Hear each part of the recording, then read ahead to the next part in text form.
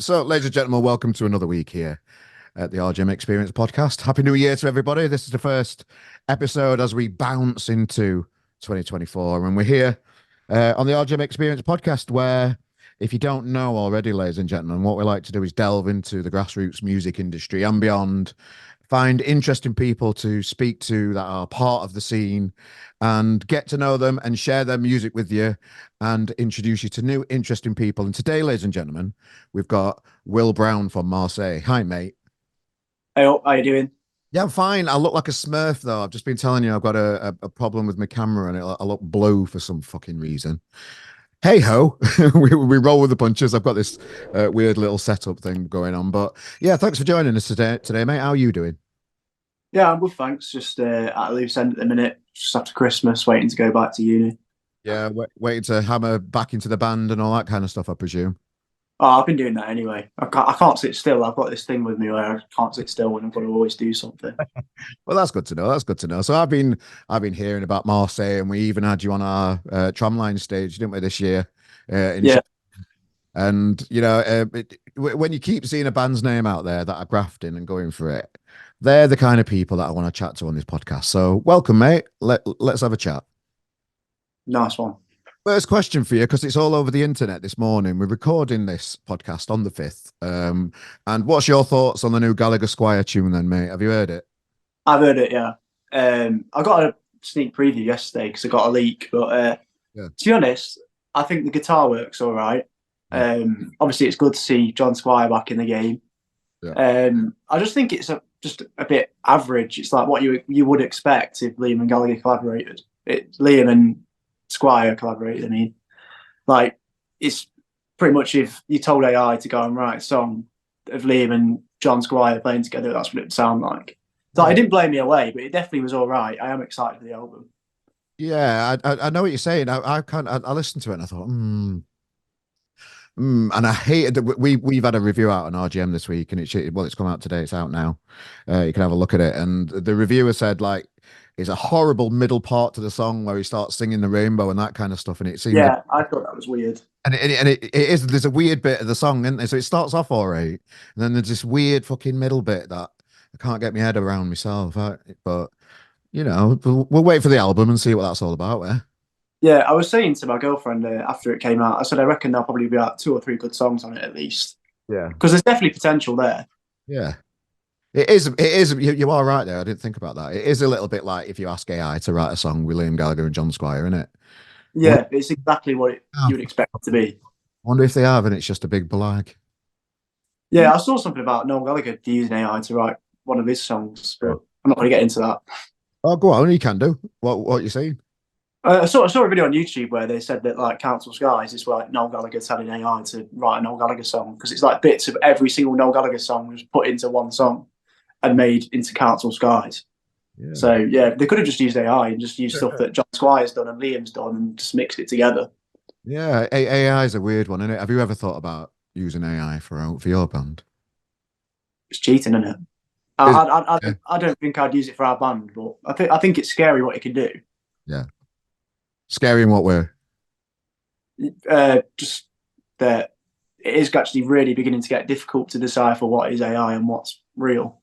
I Mm. think, like, have you seen the AI generated images? Yeah, like Where you probably, you can put yourself as a fucking Viking or something, can't you? And then yeah, they're weird. Like, there's ones where it's like AI generated people that don't exist, and you won't be able to tell that it's not real unless you didn't look at the writing, because the writing's always just gibberish. yeah. Well, I've been keeping a close eye on AI just because of RGM and stuff, and we've had a couple of writers use it and pretend it's them writing it. So it's out there in the industry now. I imagine every magazine's going to have problems with that kind of stuff, with writers being lazy and just asking Yeah, chat GBT to fucking write me instead of me doing it. And we've had a couple of examples of it, but I've kind of like spent quite a lot of time asking chat GPT to write a review for just X band, just to see how it comes out. And it's not that it's quite formulaic how they do it, and the words that they use are quite similar for each type of review, no matter what you type in. So I found myself quite like I've got a good eye for if somebody's used AI for the writing, and I've seen other magazines that probably don't know that the writers used it. That I'm just a nosy bastard, so I'm having a look around to see how much AI is just affecting the industry at the minute, and we've been affected by it, and those writers don't write for us anymore because we can't have it. It can't, it's just no good. I suppose I've got to guess that AI can't really have an opinion either. It's got to be quite a neutral standpoint on it. Well, you can ask it to be critical about something, and Oh, and can you? and Oh, when right. you Yeah. do that, it's critical in the same way every time. So it's quite it doesn't seem. I'm sure it's going to get better and more developed, and um, just get better and more realistic. But at the minute, and I'm just using ChatGPT, it's quite formulaic and quite predictable. It tends to come out with the same shit because if you ask it to describe a song, I don't think AI knows what music is. It don't think, oh, I know what that tune is. You can ask it to listen to a song.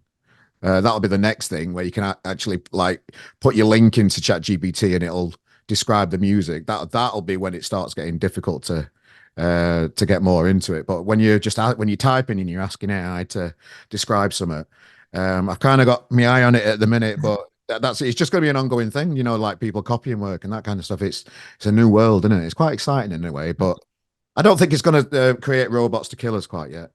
Oh, no, no, definitely not. I think another thing as well is like you can't really draw comparisons to other music either. If it's AI, they can't draw comparisons to say, oh yeah, this is quite like something else because people are gonna have different ideas of what it sounds like because they've got different things they listen to. Yeah, yeah, it's definitely something to keep his eye on, mate. Something to keep his eye on. Anyway, I didn't book you on to sort of bang on about AI. Let's talk about So let's rewind a little bit then. So Marseille, then introduce yourself and the band and how you all got together. So the band, the way it like sort of built up is just kind of really gradual. So we've all met each other at different points in our lives. So me and Joe have been mates since secondary school, which is pretty standard for most bands. And we started our own band, and then members sort of just dropped off, and it was just me and him left. And over time, we've just sort of recruited people. So Tom came back from uni in Birmingham and just walked straight into our band. He just rocked up to a rehearsal and we were looking for a drummer and just smashed it. So Tom joined that way. Lennon we found at an open mic, and at the minute we are actually without a bass player. You say it like it's just sat at the bottom of a bin or something and said, "Oh, we've just found him there. We'll have him and we'll put him there." Bands always tend to do that. We just find him there, we find him there, and then we're just together. There's got to be Yeah, more. well, it is usually that easy. It's just finding the right person. If they work with your personality and they've got the same interests, it's got to click in it. Yeah. No, I like that. I like that. And specifically about you, then, what were you like as a kid before you even got into music? I was more into football. I was never really into music. I've always been more of a football fan until I started properly delving into music because I always like respected music. Like in the car when I was 7, I always asked for Bob Marley on. Oh, there you go. So that was my first love for music, really. And then on the way to football training once, my dad put the Stone Roses album on, and that was the first time I actually properly sat up and was like, "Oh, this is awesome! I like this." Mm. And ever since my dad saw that, it struck a chord with me. He was putting them on every time we were going to football training, a new album he thought I'd like, and that's sort of where I've discovered my music taste. Oh, that's good. So football then? What kind of football were you playing? Professionally, semi-professionally, just having a kick about with lads? What? I'd say high-end Sunday league because sometimes I dabble with being like having trials and stuff, but it never led to anything. Yeah. I once got rejected for being too short, which, to be fair, I was a goalkeeper, so at 5'8" isn't going to cut it. So yeah, but yeah, I was just always just dabbled with football. It's just a bit of fun, really. Yeah. So started up in football, young lad. What was like? Cause at school, was there other people around you that were into music and that kind of stuff, or was it just football at that time? Do you know what? Like, obviously, well, most of my mates were into football around school. I didn't really talk about my love for music because I thought everyone would think I was weird because it's like a little bit different, bit niche at the time to be about 11 and listening to the Stone Roses and Oasis or Embrace and all that. It's a bit different at that age, so I never really spoke about it. But But after lockdown, you know how we were in school at lockdown, I came back with a massive bob like I've got today. And everyone was like, what's going on? Because I've always just had like skin fade all the time. And they said, you know, barbers are open now. And I was like, but it's cool, I'm keeping it. Yeah, but I've got the hair. Yeah. I can start a band now. Yeah. And the way I just fell into a band was because I just liked music. I never knew I could sing. I started off on bass. Mm. And because we didn't have a singer, we just all had a go at it. And I was just the best out of the bunch. And over the years, because I've been singing for about 5 years now, I'd like to think I'm quite good because that's all I do. Well, you must have had like a little blast of a tune in the shower and shit when you were younger and I thought, oh, you know, a little, you know, like everybody does singing into a fucking airbrush or something. No, no, Yeah, I remember quite an embarrassing moment when I was about 8, this is where the podcast. Take it away. I sang Jackson 5, Nice. the talent show when I was 8. Nice. Everyone said it was good, but I prefer to forget about it. So when you say everybody, is that like family? No, like teachers and stuff, they said, "Oh yeah, you got a good voice and stuff," but They have. I prefer to forget about it. You can't really. Teachers won't like say that were a bit shit, pal, will they? Oh yeah, I suppose they won't. Maybe it was shit. I don't know. Oh, that's funny. That's quite funny. So no moments of, you know, when you're on your own, just blasting out a tune to an air dryer into a airbrush when you were like before, or visions of just like, you know, I blasting suppose like stage to an arena or something. the closest of that, like obviously the aim is to get to arenas, and that's always what I wanted to do. I think watching documentaries and stuff, like obviously I'm not massively into Oasis anymore, but when I was younger and watching Supersonic, I was like, that's what I want to do. Yeah. And yeah, but I think the reason why I even got into singing was just when you're learning guitar or bass or something, you want to sing along to your songs because otherwise it doesn't sound like the song. You want to sing along to it. And because I was doing that like literally every day, I think you just gain that sort of ability to sing in key. Mm. And that's sort of how it came along. And yeah. There it is. There it is. So how did you find learning the actual instrument itself? I can remember being on the dole and thinking, I've got no else better to do. I'm just going to learn the guitar somehow. So I just bought some Beatles books and Oasis books and learned songs that I loved at the time and just kind of just grafted it. I had no else to do. How did you find the actual skill of learning an instrument? At first, I absolutely despised it. Like I couldn't stand it. It hurt my fingers and everything. Oh, But that's because I started on bass, which is like really difficult for someone with little fingers as a little kid. But the reason why I wanted to start on bass is because of Manny from the Stone Roses. yes. And that's what I got for Christmas one year, and started having a few lessons. Once I got the gist of it, I just sort of went off and did my own thing because I didn't want to learn about like Nirvana or anything anymore because that's not what I enjoyed, and I didn't enjoy like all the Queen bass line and stuff I was learning. So I wanted to learn the Stone Roses and go off and do that myself.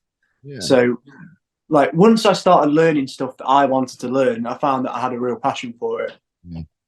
That's what I say to any young kid, you know, like, people asking me about their like nephews and kids are growing up now around me, and they're like, how do you get them into music? So, well, the last thing you want to do is start getting into boring like stuff and classical stuff, and well, that's my own opinion. I'm sure there's plenty of people that like classical stuff out there, but just you know, give them a tablature book or just go on YouTube or whatever, Google the song that you like, and somebody will have a video these days and should be able to show you physically how to play it. Where, you know, everything's available on YouTube these days, isn't it? It's just the place to be to learn anything, even like You weird can, shit. you can Google any song, there'll be something somewhere. Yeah, I wish I had that as a kid. You don't know how Yeah, I look. think that's probably why I found my passion for Yeah. it. It's because I could just learn any song at the tip of my Yeah. fingers. Yeah, it weren't like that in my day, kiddo. I tell you, I'm just reminiscing there.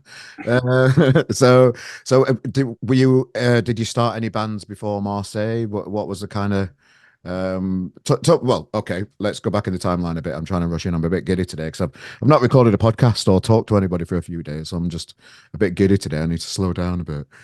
So timeline then. So yeah, you started the band, learning the instruments, gathered together a few friends and stuff. So how did you find the first experience of getting into a rehearsal room and starting to write tunes with other people?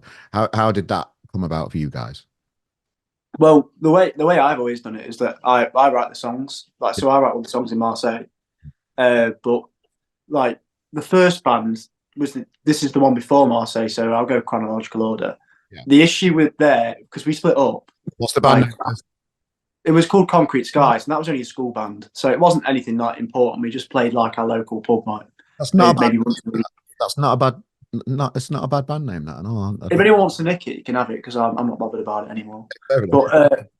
But yeah, it was Concrete Skies. That was the name of the band, and we were doing like music like I can't describe it. It's like Royal Blood and Art of Funkers, but I wasn't allowed to write the songs, even though I had this burning desire to write the songs. Like I knew I had something, and I was coming every week saying, "I've got a new song. I've got a new song. I've got a new song." And because the other two were like into heavier stuff, every single time I was coming in with like jangles and stuff and all that, and they were like, "Don't like it, don't like it, don't like it," and it ultimately just led to the band imploding when we finished school. And me and Joe, who bonded over our love for music whilst walking home every single day, sort of stuck it out and just kept speaking to each other. And I said, "Do you want to start another band?" So that's how everything sort of fell into place. And I was writing songs, Joe was playing along, and he's our current guitarist, by the way. And Is it Derby where you're from? Yeah, we're from Derby. Derby, but did you say there's some from Birmingham? Are people from all over the place a little bit, or you're mainly from Midlands? Your way? Tom's from Derby as well. Oh, everyone's from Derby. Tom just went to uni in Birmingham. Oh, got you right. Okay, got confused. Right. Yeah, and then he came back and then just joined the band. So what's the music? I've never been out to a gig in Derby. What's the musical scene like in Derby? What was it then when you were just starting Marseille, and what's it like now? Well, when we were first starting Marseille, it was probably all solo artists. I'm going to be honest. I don't want to blow my own horn here, but I think once we started a band and people saw it was going places, I think everyone else started bands. Okay. And I think the bands that have formed, they're all right. There's some good ones. There's some bad ones, like any city. But like there's some that will get there. I think there's a lot of ones that I know it probably sounds a bit hypocritical, but I think we are really beginning to find our own sound. But there's some bands that are very, very like 2000s-y to the point where I can tell exactly what band you're trying to be. Yeah. What, Oasis? Yeah. Well, no, just 2000s-y bands like Arctic Monkeys, Stroke, stuff. No. I can, like, every single band, I can usually pin down exactly what they're trying to be. There's not really any other influences there. But with us, I do think that we're really beginning to find our own sound. Obviously, people draw comparisons to the Stone Roses and stuff like that. And obviously, it is an influence because they were massive in my life. But I would say this next EP is the most... I've never heard anything like it, to be honest. It's got bits of, like, shoegaze in there. But I wouldn't call it shoegaze because it's like an indie band doing shoegaze. It's like, say you told the Charlatans or the Verve, well, the Verve did do shoegaze, but like if you told like the Charlatans or the Stone Roses to attempt it, that's probably what it would sound like. Or okay, I don't think I sound like anyone as a singer. I don't think I sound like anyone in particular. I think my voice is a bit nasally, so a bit more different. Is that a bit of an exclusive that you've got an EP coming up then? Yeah, we have got an EP, and the first single should be with you very soon. So expect an announcement. Yeah. How are we going to do these announcements? I want to remind me to go back to Derby because I want to ask you a few more questions. But on bands doing announcements, you're not just going to do the check back here. We've got a big fuck off announcement at 6 o'clock one day, are you? You're not going to put that fucking. I'm sick of seeing them announcements from bands saying massive announcement at 6 o'clock tomorrow. I'm just bored of seeing them. That is just a bit of a bugbear of mine. Can you tell? I can tell you what we're going to do because people might not expect it, and I think it's sort of a thing that's going to make people go, "Oh." Yeah, well, go on. If you're sort of like the thing that people are going to be like, "Oh, what's going on?" Yeah. So what we're doing is like with this next EP, with it being so different, we're sort of doing like an image rebrand and everything, where we're all going to dress like we're in the same band and we want to be together, and we've actually spoke to each other about how we want to dress and what we want to do. So we want to look like the full package. So we're going to be archiving everything we've got on our socials and stuff, and no one else can see it, so it will look like we've got no posts. So for a few days it's going to look like our account's got nothing, and people will probably question what's going on. Oh, there's something coming. And then we're going to go, bosh, EP's coming out this day, first singles this day, get on it, and then it's just going to be a massive full steam ahead campaign. That's how you do it. You don't just put like a massive announcement at 6 o'clock tomorrow when I know for a fact it's just going to be a single or a fucking video or a gig or some announcement. You know, it's a bit stale out there on the socials for bands. For me, because I'm a nosy bastard and I'm running RGM, so I feel like I've kind of got to know what's going on around me. So I'm always looking at this kind of stuff, and I probably see it more than most people. But it is quite stale and not very creative at the minute. Online. How do you feel about that? And remind me, I'm going to come back to Derby in a bit because I need to. I think a lot of bands, like what's happened is they've seen one band's got major success off that, where it's got people thinking, but now everybody does it. Everyone knows when it's going to be. But like, unless it's supporting someone massive, like, oh yeah, we're supporting Richard Ashcroft or something, or The Who, I don't think it's really necessary. Like, say you got an email from someone saying, oh, we've got this show where you're supporting like Liam Gallagher at Nebworth, which Pastel did, obviously. But that is a massive announcement. You can say this is a massive announcement that's coming at 6 tomorrow. Yeah, not Whereas if it's just your single, like, I feel like you can just hint towards it and say maybe some new music on the way. Yeah. And then you actually just say, this is the date of the single, everyone pre-save. Yeah. I think the best way to do it with singles as well is if you have like a music video already ready, if you do like a blurred little thing where you can't completely make out what it is, but it's a section of the song, I think that's the best way because it gets people's ears pricked up to say, oh, I like the sound of that. Yeah. I'll watch out. Yeah. No, yeah, I do. Yeah, you've got your head screwed on. You know what you're doing. Good lad. Good lad. Good work. Keep up the good work. Keep the ideas coming. I like it. I'm just going to revert back to Derby before I forget because I'm always interested because I don't know the scene in Derby at all. What is like the live circuit like? I'm just interested to know what the venues are like around there, and is it the same as like here in Manchester and Sheffield where I'm from originally? You know, we're losing quite a lot of venues at the minute and that kind of shit. Yeah, well, with Derby, I think what's happened is I think right now, as a lot of people have said, is probably the most exciting the Derby scene's been because there's so many bands that you can clearly see young and hungry for it. But there's not many venues to play in Derby. I think it just goes from playing like a local pub to all of a sudden playing a 500 capacity venue because that's all there is. There's no in between, and there's the arena, there's Derby Arena, but it's not really an arena; it's a gym, and it just gets converted into an arena at night. There's a gig on, and it's not very good because you can clearly tell it's just like a big sports centre that's just been converted into a gig at night. But there's a new development there called the Beckettwell Street, and that's going to hold, I think they said it's 3,000 capacity. But still, there's no middle ground for grassroots venues. There's nowhere that's about 100 cap or anything. 100 or 150 cap anywhere in Derby at all. Yeah, it just skips the middle ground. There's nowhere there. You can play like, there's a rehearsal studio called The Breck, and that's about 80 capacity. But again, it shouldn't really be down to a rehearsal space to host events. We need a proper gig venue there that's like grassroots.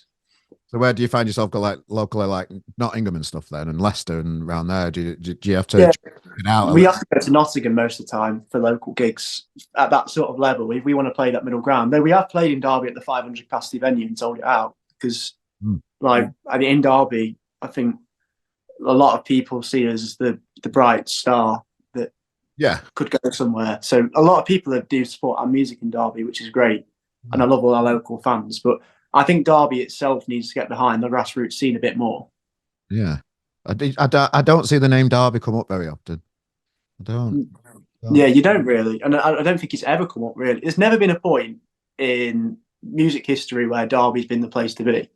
It's been a great city at times. My parents have told me about Derby in the 90s and bringing their mates here and saying it blew people's minds, but it's just a ghost town now. It's like a proper ghost town. I just think of the football when I think of Derby County. That's kind of that. Is it more of a football? It's a football city. It's a football city, and obviously Derby's club have got a massive following. And I could talk to you about Derby all day because I'm a huge Derby fan. But it's a bit of a Sheffield United. We always seem to lose against Derby every now and again when we play. In recent history, I can remember us losing to you. You came a bogey team over the last 5 years. I think. It's strange how you remember stuff, isn't it? Where your album is funny, isn't it? Yeah. Right then. So Derby, socials. You've got this EP coming out. Marseille. Why the name Marseille? I don't usually ask the band name question, but I am intrigued why the name Marseille because when you try and find a band and you're searching for Marseille, you just get loads of touristy stuff from Marseille. Yeah, I suppose I didn't think about that when I was 16, but Fair it's enough. because obviously I've talked about I'm a big football fan. It's after the French football team. I had a football shirt that was Marseille, and I used to wear it all the time. And I thought that's a good name for a band, so I just named the band that. Yeah. And also, a cool fact about Marseille is that they're the only French team that's won the European Cup. Oh, okay. Yeah, I can remember seeing the ground, the village. They've got like a velodrome, haven't they, Marseille? Quite an impressive football ground, I think. Yeah, they have got a cool ground, I think. Yeah. Yeah, I like the football team. Not influenced by French football then a bit. Influenced by just the kits. I think they've got a nice kit. So It yeah, is it's blue, isn't it? It's a nice blue. yeah, and they had some cool players as well. They've had some cool players over the years. Right then. So these lads you've corralled around you then to create this band Marseille. Introduce us to each member out of the band and give us something interesting about each one, just so we can celebrate their contribution to this thing. Now you put me on the spot. Well, me and Joe have been mates since we were like 13. And tell us, He's our do lead just guitar. explain what part of the band that he does and something funny. Take the piss, do whatever you want. Be nice. It's up to you. I don't know. I don't want to come across as too mean. I don't want them to watch it and think, "Oh, why you said this?" Well, say something. What positive things do they bring to the band and drive the band forward with them? Let's go with that question. They're in the band. Okay, fair enough. I'm joking. Uh, yeah, well, I think they're all like most of them are multi instrumentalists, so that's helpful. When we go into the studio, most of them can just pick up anything and start playing. Okay. So that's really helpful. When you want to add a layer or something, they can all pick up something. Joe's a fantastic guitarist. I think loads of people come up to me and say, like, where'd you find him? He's like next John Squire. Yeah. And yeah, I think in the band, I don't mind what they do because they're all virtuosos in what they do.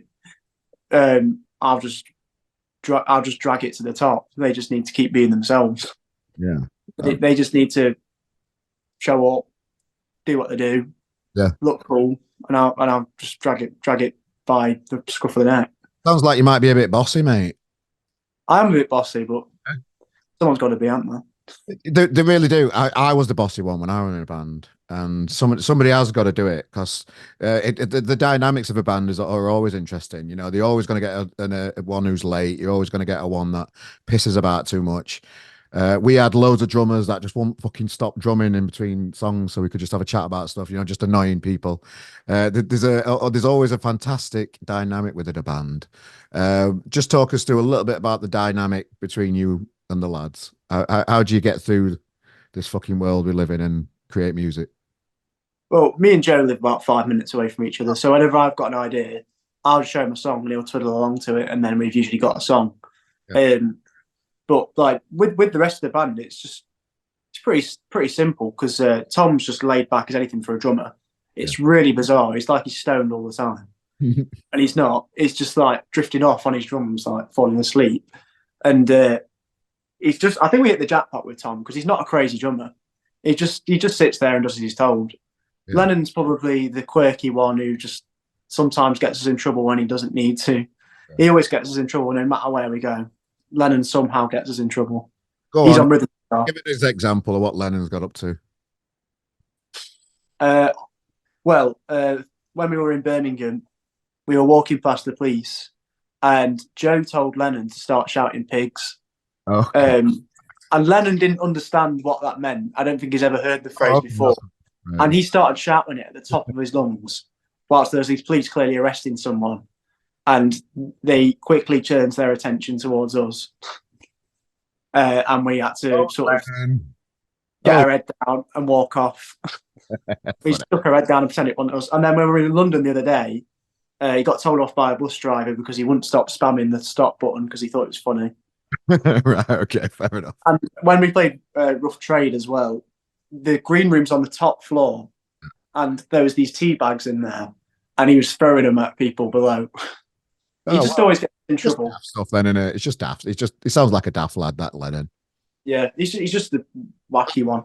I like Lennon. I like the sound of Lennon. And anybody else we've missed out there?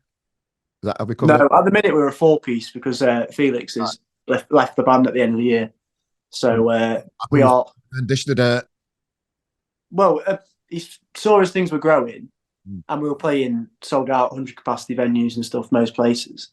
I think he decided that he doesn't like the fuss at the end of gigs.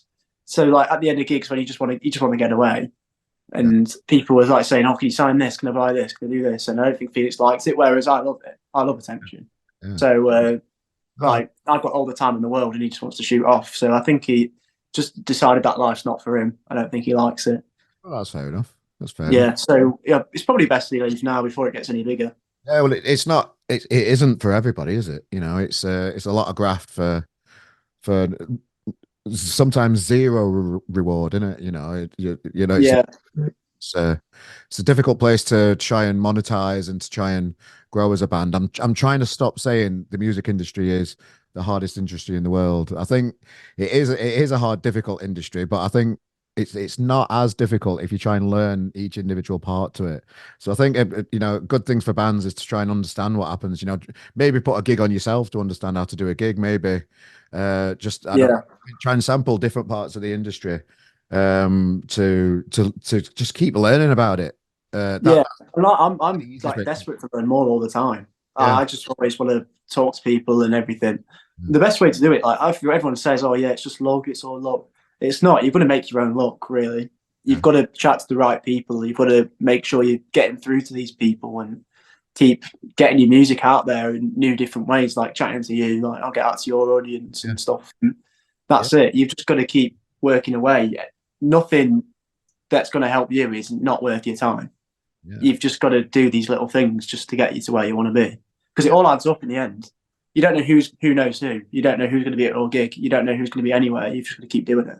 It's a really tight, small, well, not necessarily tight, but it's quite a small amount of people that are in the industry. Everybody tends to be, oh, I know who that kid is, or I know who that kid is. It's quite a small community. Yeah, Well, in it, you know. So even like within the UK, you hear of people, even down south, and you hear, well, what's he up to? What's this up to? You hear rumors and shit, don't you, about things like that? yeah. I'll say one thing that is a bit frustrating about the music industry is that everyone seems to be in London. Like all the Yeah. big names just seem to be in London. Whenever we play in London, that's when we get all the emails saying, "Can I have a guest list?" or "Get this guy on the guest list. Make sure this guy's here." And whenever we play anywhere else, none of the like big like label names seem to be there. So I feel like if you actually are a band and you want to get out to in front of them people, you need to go down to London, which is a bit of an issue, especially when you're about 4 hours away. It's not ideal. Well, you've got a gig in London this Friday. We'll come to that in a bit. But I just wanted to pose the question: where do you see yourselves within the industry at the minute? Where would you place Marseille within the music industry? I think we're just like to people higher up.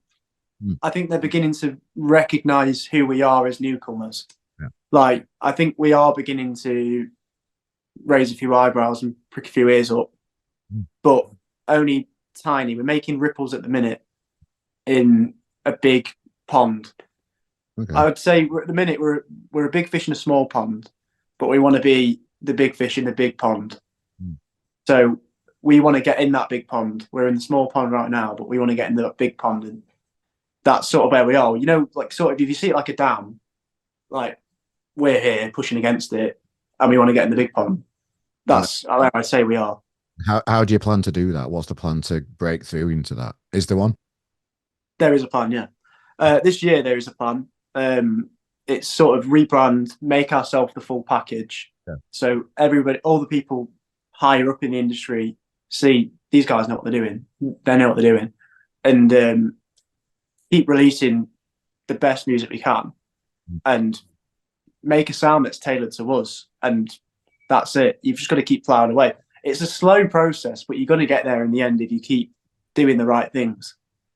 Yeah, well, I can see because I do see the point of a rebrand, and I did see you get quite frustrated when I think it was your last single, and it was quite similar to a Stone Roses cover, the artwork that you used for Yeah, this. I could see. I don't know if it's you on your socials or somebody else, but you were getting quite frustrated with people always like starting with they're a bit of a Stone Roses type band. You were getting that yeah, in line for a little bit. So is that the main reason for to try and break away from that view of? yeah. I get really wound up because it's like sort of I feel like my creativity is being like disregarded as a rip-off, and it's not. It's me trying to convey, like, make something new.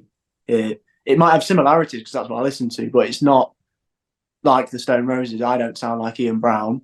I don't think anyone particularly sounds. It's probably more in the like the way it's all been put together, Yeah, and obviously I don't think the artwork helps, yeah, but that can't be helped. yeah. Um, Is what it is. right. It was sort of last minute. We didn't know what was going on, so our designer just gave us like the first thing he got, and yeah, I don't think it helps our cause. I feel like if we had different artwork, people might not have made as many comparisons. Yeah. No, I think you're right there because it was pretty much bang like an old Jackson Pollock Stone Roses. Yeah, it did literally just look like a Stone Roses single. Yeah, fair enough, fair enough. Well, we live and learn, don't we? It's all part of it, isn't it? It's all part of the fun, and uh, Yeah. I'm excited to. Can you tell us anything about what the new image is going to be like? It's okay. Um, I put you in the spot. It's okay if you don't want to. oh yeah, of course I don't mind. We're going for obviously just said don't want to look like Stone Roses, but we're going for a baggier look. Okay. So we're gonna go for like bigger outfits, but we just want to look Yeah. like sort of go with darker colours. You know what I mean? Okay. So you know how everything around Marseille is sort of all bright colours and everything. It's all happy days and stuff. It's just sort of like the way I want to present ourselves is like if psychedelia got depression. Okay. That's so like purples, dark blacks, reds. That's sort of what I want the colours to be when we're doing like tints on pictures or logos or posters or anything. That's what I sort of want that to be. I'm Like interested. sort of like a hazy purple thing. Yeah, well, I'm interested to see how you develop with all of that because I like stuff like that when bands. It's like moving to another step, and you're thinking about it more. You're planning ahead. You've got a plan. It's I like to see that in a band. It's part of a band's development, isn't it? It's good. I always get excited when bands do that as well. It feels like a band reborn. Yeah, yeah, And yeah. I'm really excited at the minute. Like behind the scenes, I'm really like trying to bottle it down and just Okay. not give away too much and not say I'm really excited, but I am really excited about what the future holds for the next year. I love a band with giddy pants on. That's what we say in Sheffield. They've got great giddy pants on them. I love that. Yeah, you're proper all over it. Nice one, nice one. So yeah, but one thing that I noticed from just from Marseille in the last 12 months is how much you've got out of Derby and how much you've played all over the country. I know for any band that's a really difficult stage to get to, and I know how difficult it is for a lot of bands that just take the risk and go out on the road, and they might end up playing to just the bar people or a few of the other bands sometimes. How was that journey for you in Marseille, just getting out and building up different pockets of fans all over the country? Because you've got to start somewhere, aren't you? I think that's been my favourite part about Marseille, just seeing it grow. Because obviously, I've told you about Derby's grassroots scenes. There was nowhere really to go, so we were sort of straight away from the outset forced to go elsewhere. And we just thought, well, why don't we just go outside of Derby? People will see that we're flying the flag for Derby and other places, and we'll come back legends.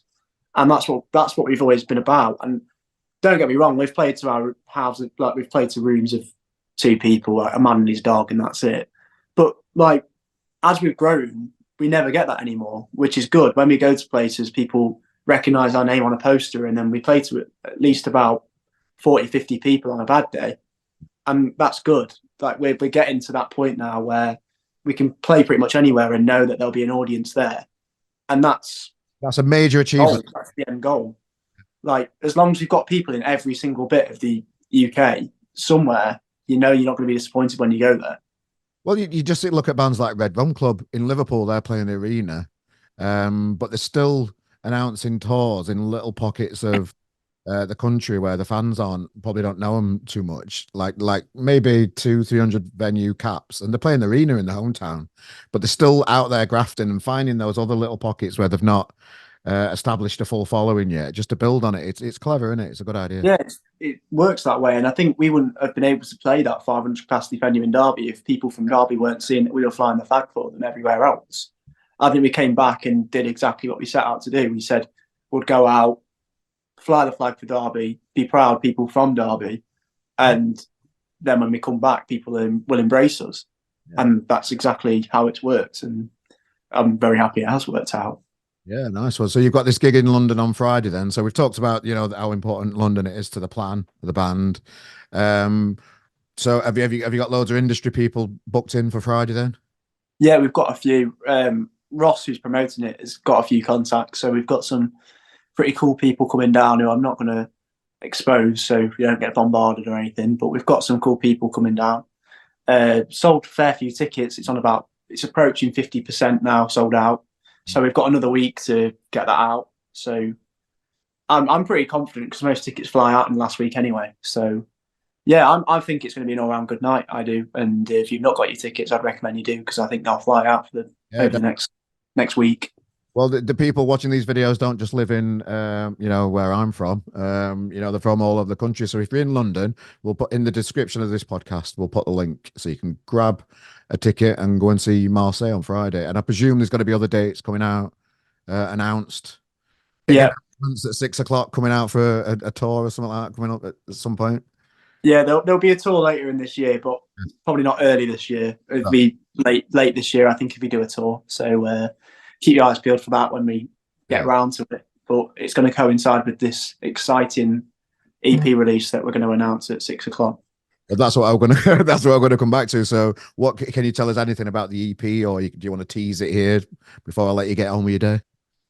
I'm going to tease the fact that we are experimenting with a lot more.